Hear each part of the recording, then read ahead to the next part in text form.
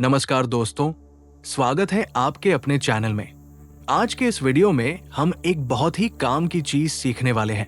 Video अच्छा लगे तो लाइक जरूर करें और चैनल को सब्सक्राइब करके बेल आइकन दबाना न भूलें।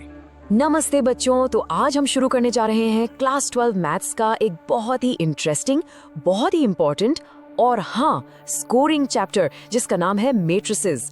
देखिए, ये चैप्टर ना सिर्फ आपके बोर्ड एग्जाम्स के लिए बल्कि आगे कॉम्पिटिटिव एग्जाम्स के लिए भी एकदम फाउंडेशन है। तो चलिए पूरे फोकस के साथ इसको शुरू करते हैं। चलिए इसको समझने के लिए ना एक बिल्कुल सिंपल रियल लाइफ एग्जाम्पल लेते हैं। मान लीजिए कि राधा के पास 15 नोटबुक्स हैं और 6 पेन हैं। सिंपल सी इन्फॉर्मेशन है ना? आप सोचिए इस इन्फॉर्मेशन को हम मैथ्स की लैंग्वेज में कैसे लिख सकते हैं। ओके, अब मान लो राधा अकेली नहीं है, उसकी 2 और फ्रेंड्स हैं, फौजिया और सिमरन। उनके पास भी नोटबुक्स और पेन्स हैं। अब इन सबकी इन्फॉर्मेशन को एक साथ लिखना हो तो सबसे आसान तरीका क्या है? बिल्कुल, एक टेबल बना लेते हैं। जैसा कि आप देख सकते हैं, राधा के आगे 15 और 6, फौजिया के आगे 10 और 2 और सिमरन के आगे 13 और 5। देखिए सारी इन्फॉर्मेशन एक ही जगह, कितनी नीटली ऑर्गेनाइज हो। तो बच्चों, अब आती है असली बात। जब हम इसी टेबल वाली इन्फॉर्मेशन को बस नंबर्स को इस तरह से एक रेक्टेंगुलर फॉर्म में इन ब्रैकेट्स के अंदर बंद कर देते हैं तो बस इसी अरेंजमेंट को हम कहते हैं मैट्रिक्स। हाँ, बस इतना ही है। मैट्रिक्स कुछ नहीं, बस इन्फॉर्मेशन को अरेंज करने का, रिप्रेजेंट करने का एक बहुत ही पावरफुल टूल है। देखा कितना आसान कॉन्सेप्ट है। अच्छा, अब इसकी जो प्रॉपर एनसीईआरटी वाली डेफिनेशन है वो भी देख लेते हैं। देखिए लिखा है, a matrix is an ordered rectangular अरे ऑफ नंबर्स और फंक्शंस। अब इसमें 2 वर्ड्स इंपॉर्टेंट हैं, ऑर्डर्ड और अरे। अरे का मतलब तो आप समझ गए, अरेंजमेंट, और ऑर्डर्ड का मतलब है कि हर नंबर की अपनी एक खास जगह है, एक फिक्स्ड पोजीशन है, आप उसकी जगह बदल नहीं सकते। और हाँ, इन ब्रैकेट्स के अंदर जो ये नंबर्स है ना, इनको हम बोलते हैं एलिमेंट्स या फिर entries of the matrix. Okay, तो अब हम मैट्रिक्स के एक बहुत ही इंपॉर्टेंट कॉन्सेप्ट की तरफ बढ़ रहे हैं और वो है ऑर्डर ऑफ अ मैट्रिक्स। बच्चों, इस पर एक नंबर का क्वेश्चन एग्जाम में पक्का आता है, तो इसको बिल्कुल ध्यान से समझिएगा। देखो बच्चों, बहुत आसान है। मैट्रिक्स में जो ऐसी लेटी हुई लाइंस होती हैं हॉरिजॉन्टल, उनको हम बोलते हैं रोज, और जो खड़ी हुई लाइंस हैं यानी वर्टिकल, उन्हें हम बोलते हैं कॉलम्स। तो किसी भी मैट्रिक्स का ऑर्डर हमेशा होता है number of rose multiply by number of columns. इसको हम लिखते हैं m क्रॉस n और पढ़ते हैं m बाय n। एक बात हमेशा याद रखना, इसको मल्टीप्लाई नहीं करना है, ये बस लिखने का एक तरीका है, एक नोटेशन है, पहले रो फिर कॉलम। चलो अब एक एनसीईआरटी का ही बड़ा इंटरेस्टिंग सा सवाल करते हैं। सवाल ये है कि अगर एक मैट्रिक्स के अंदर टोटल 8 एलिमेंट्स हैं तो उसके क्या क्या पॉसिबल ऑर्डर्स हो सकते हैं? जरा सोचिए। आपको बस ऐसे 2 नेचुरल नंबर्स के जोड़े ढूंढने हैं जिनको मल्टीप्लाई करने पर 8 आए। आया दिमाग में? देखो बहुत ही सिंपल है, हमको बस 8 के फैक्टर्स के पेयर्स बनाने हैं। तो क्या क्या हो सकता है? एक तो हो सकता है 1 into 8, तो ऑर्डर बन गया 1 by 8।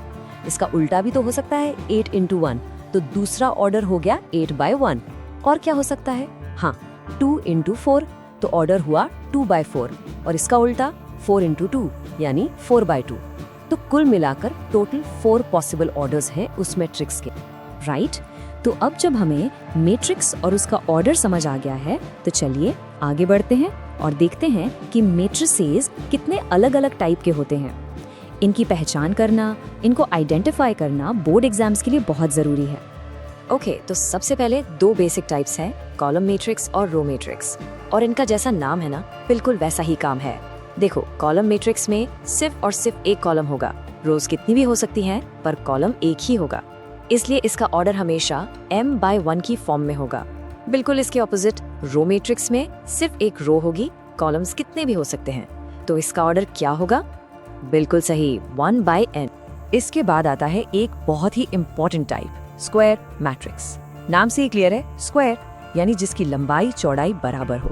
तो इसमें नंबर ऑफ रोज और नंबर ऑफ कॉलम्स हमेशा इक्वल होते हैं, मतलब m is equal to n। और एक चीज और बच्चों, ये जो इसके डायगोनल एलिमेंट्स होते हैं यानी A11, A22, A33, ये आगे जाकर बहुत इंपॉर्टेंट रोल प्ले करेंगे, तो इस बात को अभी से अच्छे से नोट कर लीजिए। अब यहाँ आते हैं 3 भाई जिनमें बच्चे अक्सर कंफ्यूज हो जाते हैं, डायगोनल, स्केलर और आइडेंटिटी मैट्रिक्स। ध्यान से सुनना इनका कनेक्शन। सबसे पहली बात, ये तीनों के तीनों स्क्वायर मैट्रिक्स होते हैं। अब डायगोनल मैट्रिक्स वो होता है जिसमें मेन डायगोनल को छोड़कर बाकी सारे एलिमेंट्स 0 हों। ठीक है, अब आते हैं स्केलार मैट्रिक्स पर। स्केलार मैट्रिक्स एक स्पेशल टाइप का डायगोनल मैट्रिक्स है जिसमें डायगोनल के सारे एलिमेंट्स एक जैसे होते हैं, सेम होते हैं। और आखिर में आइडेंटिटी मैट्रिक्स, ये एक स्पेशल टाइप का स्केलार मैट्रिक्स है जिसमें डायगोनल के सारे एलिमेंट्स हमेशा 1 होते हैं। तो देखा, ये एक दूसरे से जुड़े हुए हैं। और आखिर में है सबसे आसान, जीरो मैट्रिक्स। इसका दूसरा नाम नल मैट्रिक्स भी है। जैसा नाम वैसा काम, इसमें सारे के सारे एलिमेंट्स, हर एक एंट्री 0 होती है। और हाँ, ये किसी भी ऑर्डर का हो सकता है, जरूरी नहीं कि स्क्वायर हो। इसे हम कैपिटल O से डिनोट करते हैं। ऑलराइट, अब हम आ गए हैं एक ऐसे टॉपिक पर जिससे बोर्ड एग्जाम्स में 2 या 3 नंबर का क्वेश्चन बनता ही बनता है। टॉपिक है इक्वालिटी ऑफ मैट्रिसेस, यानी 2 मैट्रिसेस आपस में बराबर कब होते हैं। चलिए इसकी कंडीशंस देखते हैं। बच्चों, 2 मैट्रिसेस को इक्वल होने के लिए 2 शर्तें हैं और दोनों का पूरा होना जरूरी है। एक भी कंडीशन फेल हुई तो मैट्रिक्स इक्वल नहीं होंगे। पहली शर्त, उनका ऑर्डर बिल्कुल सेम होना चाहिए। मतलब अगर एक 2/3 है तो दूसरा भी 2/3 ही होना चाहिए। और दूसरी शर्त, उनके कॉरेस्पॉन्डिंग एलिमेंट्स, यानी जो एलिमेंट पहली मैट्रिक्स में जिस जगह पर है वो दूसरी मैट्रिक्स में उसी जगह वाले एलिमेंट के बराबर होना चाहिए। चलिए इस कॉन्सेप्ट को और अच्छे से समझने के लिए सीधा NCERT का एग्जाम्पल नंबर 4 देखते हैं। आप देखिए, यहाँ 2 मैट्रिसेस दे रखी हैं और उनके बीच में इक्वल्स टू का निशान लगा हुआ है। इसका सीधा सा मतलब है कि ये दोनों मैट्रिसेस इक्वल हैं। तो अगर ये दोनों इक्वल हैं तो सवाल ये है कि A, B, C, X, Y और Z की वैल्यूज क्या होंगी। मैं चाहूंगी कि आप अभी इसको पॉज करें और खुद से इनकी वैल्यूज निकालने की कोशिश करें। हिंट वही है, बस कॉरेस्पॉन्डिंग एलिमेंट्स को एक दूसरे के बराबर रख दीजिए। ठीक है, कर लिया ट्राई। चलिए देखते हैं। जब हम कॉरेस्पॉन्डिंग एलिमेंट्स को कंपेयर करते हैं तो हमें सिंपल सी लीनियर इक्वेशंस मिलती हैं। जैसे देखिए, पहली मैट्रिक्स का पहला एलिमेंट है x+3 और दूसरी का है 0, तो x+3 बराबर हो गया 0 के। ऐसे ही z+4 बराबर हो गया 6 के। इन सब सिंपल इक्वेशंस को सॉल्व करके हम बड़ी आसानी से सारे वेरिएबल्स की वैल्यू निकाल सकते हैं। तो चलिए, अब बारी है आपके होमवर्क की। ये सवाल NCERT के एग्जाम्पल 5 जैसा है। आपको इस इक्वेशन से A, B, C और D की वैल्यूज निकालनी है। याद रखिएगा, ये कॉन्सेप्ट बोर्ड एग्जाम्स और कॉम्पिटिटिव एग्जाम्स दोनों के लिए बहुत ज्यादा इंपॉर्टेंट है, तो इसकी प्रैक्टिस जरूर कर लेना। अगली क्लास में हम इससे आगे बढ़ेंगे और ऑपरेशंस ऑन मैट्रिसेस सीखेंगे। तब तक के लिए अच्छे से पढ़ाई करते रहिए। तो बस आज के लिए इतना ही। उम्मीद है वीडियो आपको पसंद आया होगा। वीडियो अच्छा लगे तो लाइक करें, चैनल को सब्सक्राइब करें और बेल आइकन दबा दें। मिलते हैं अगले वीडियो में।